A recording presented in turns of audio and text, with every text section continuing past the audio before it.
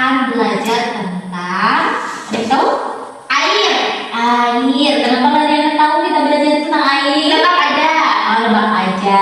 Oke, ada yang sudah baca sebelumnya? Sudah Bu, tentang krisis air. Pintar. Nah, kalian suka lihat di TikTok, suka nonton nggak? Suka.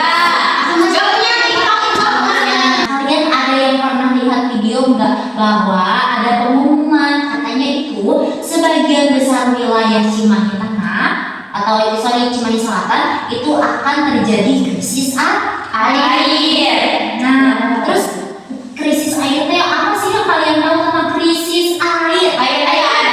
Airnya kurang. Pernah lihat nggak orang-orang ngantri bawa ember buat ngambil air bersih? Biasanya kalau misalnya krisis air itu terjadinya karena apa?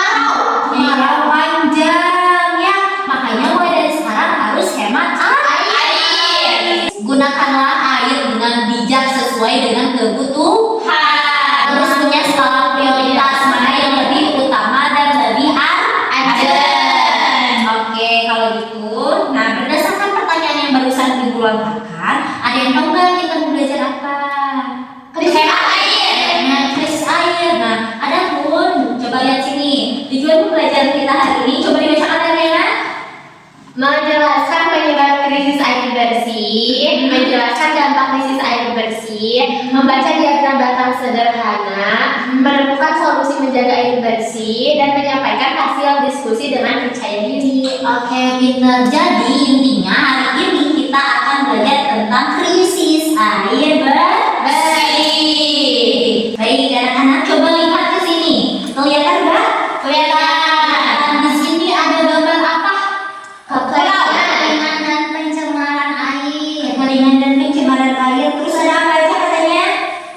Ada kekeringan, dampaknya, terus yang bisa dilakukan. Oke, nah coba Ibu mau tanya, kenapa sih air bersih itu bisa berkurang selain kekeringan? Sampahnya banyak di air. Sampahnya banyak di air, jadi Airnya tercemar. oke. Terus ada lagi? Boros air. Boros, pinter.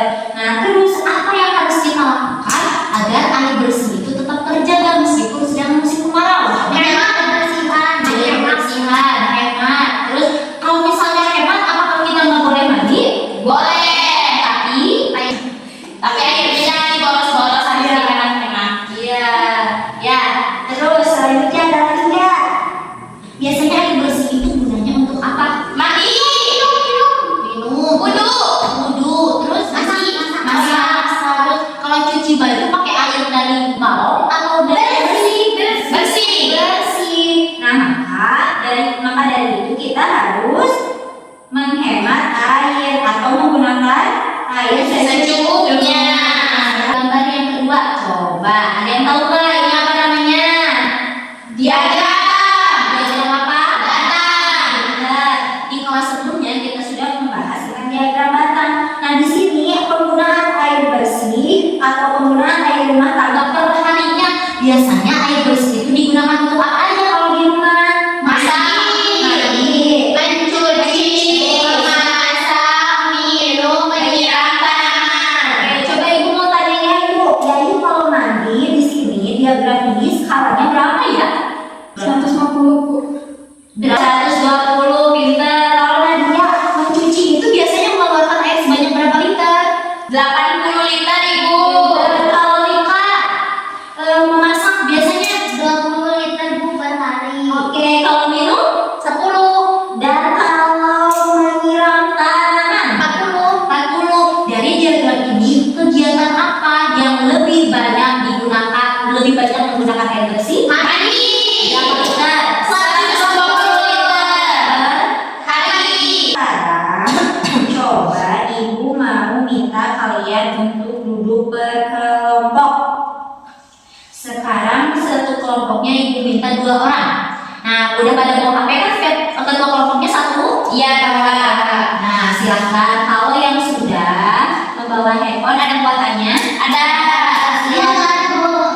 Oke, silakan men-scan LKPD ini. Nih, coba di-scan dulu LKPD-nya. Udah ada Bu? Depan. Oke, sudah? Sudah. Oke, silahkan dibaca dulu. Di situ yang KPD-nya diminta untuk apa? Di halaman pertama. Jangan lupa isi apanya itu? Identitas kelompok dan anggota kelompok. Pintar. Jangan lupa kelasnya juga dimasukkan ya. Oke, selanjutnya di situ ada capaian dan tujuan, itu dilewat saja karena tadi sudah dibacakan di awal pembelajaran ya. Nah, silahkan kalian baca dulu. Ya? Ya.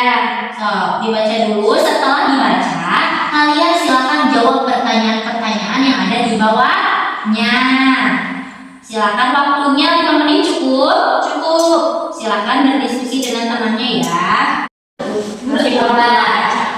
Sekarang, kelompok Nadia sudah selesai belum? Sudah. Sudah dibaca teksnya? Sudah. Coba dijawab juga pertanyaannya ya. Ini apa saja penyebab krisis air, dampaknya seperti apa? Coba dibuatkan diagramnya berdasarkan data tabel ya. Ya, itu diagram Bu. Ya, sebelumnya Kak. Coba lanjutin ya. Kelompok Reri dan Yai sudah? Sudah. 50. Oke. Mulai dari 50. Good. Bagi yang sudah, langsung maju ke depan, kumpulkan dulu KPD-nya ya. Gimana semuanya udah selesai? Sudah. Kelompok Rika dan Nadia sudah beres? Sudah. Bayu dan Leliana sudah? Sudah. Oke, untuk itu Ibu minta perwakilan setiap kelompoknya untuk mempresentasikan data tabel. Mudah kita buat diagram batangnya. Tunjukin nih Kak. Coba tunjukin ke teman-temannya. Ini.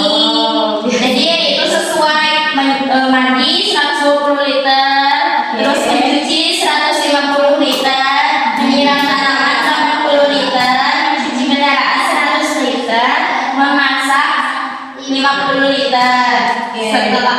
Setelah mengamati itu, kegiatan apa yang paling banyak menggunakan air? Mencuci 150 liter. Kegiatan apa yang paling sedikit menggunakan air? Memasak 50 liter. Menurutmu kegiatan mana yang dapat dikurangi penggunaan airnya? Mencuci kendaraan. Oke, good. Jika penggunaan air untuk mencuci kendaraan dikurangi setengahnya, berapa liter air yang dapat dihemat? 50 liter. Buatlah saran agar penggunaan air menjadi lebih hemat.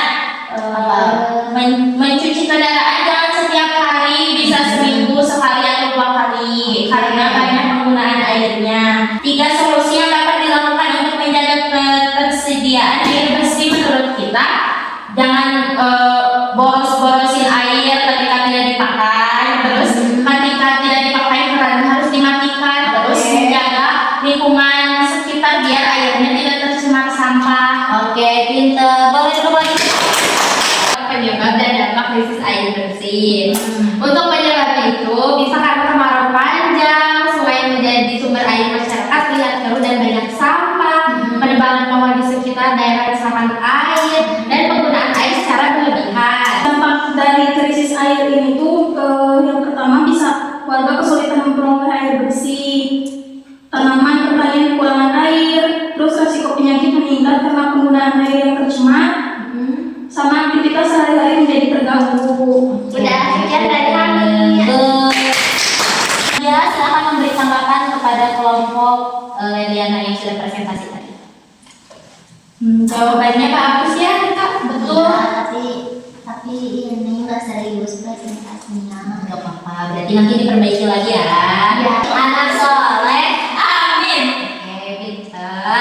Sekarang setelah belajar tentang krisis air beserta dampaknya dalam kehidupan sehari-hari, apa sih yang kalian dapatkan dalam pembelajaran hari ini? Siapa yang mau?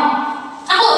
Oke, nanti gimana? Harus menghemat air, kalau enggak nanti kita krisis air, susah cari air yang bersih. Oke, pinter. Apa sih dalam pembelajaran kali ini? Apa yang membuat kalian paling berkesan selama pembelajaran?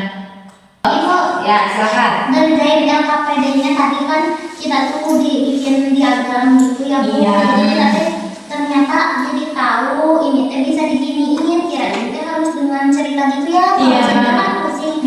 Kalau ini mah ini tuh udah jelas, jadi kita langsung tahu Bu ya kayak tadi tuh mandi berapa liter gitu. Iya, pinter. Oke, tepuk tangan buat semuanya. Oke, jadi pembelajaran kali ini sudah paham? Paham. Sudah dapat diikuti dan dimengerti? Dapat. Oke, untuk selanjutnya sebelum kita pulang, mau memberikan kalian soal dulu. Oke? Oke. Direbutkan ya. Oke. Oke, pertanyaannya dibaca terlebih dahulu, nanti jawabannya apa? Siap? Siap. 1, 2, 3. Silakan baca. Aku. Apa dia? Berkurangnya daerah bersama daerah akibat penanaman pohon. A, B, C, atau D? B. Yakin? Yakin.